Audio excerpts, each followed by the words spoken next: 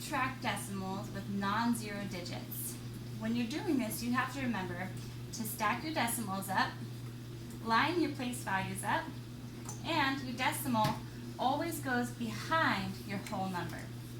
Here we have three problems. We have 5 minus 1700ths written in three different ways.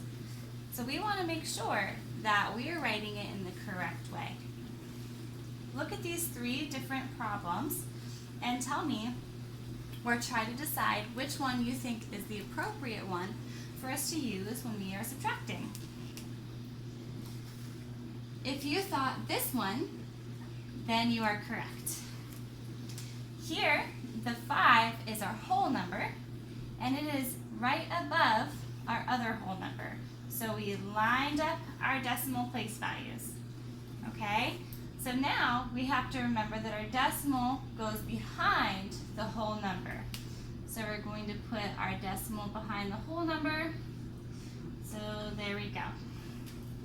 And now we have to we're going to add some zeros to fill in those place values.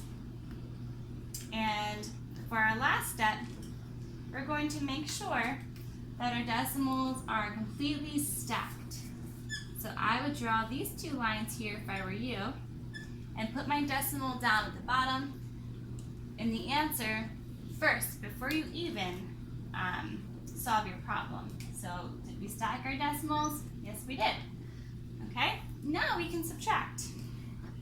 We have 0 minus 7, which we cannot do. So we're going to look over at its neighbor, which is also another 0, and we can't take from that 0. So we have to take from the 5. So we're going to take a whole number from the 5, and we will make it a 4. And then we're going to take that 10 over to the 0, but remember that this guy wants to borrow the whole number. So this will be a 9, and now that makes our last digit a 10. So now we can subtract appropriately. We've got 10 minus 7, which is 3, 9 minus 1, which is 8, and 4 minus 0, which is 4. Okay? So our answer is 4 and 8300ths. Now, if you made a mistake and you did it this way, then you would still probably stack your decimals and add your 0 for your place value. But when you subtract,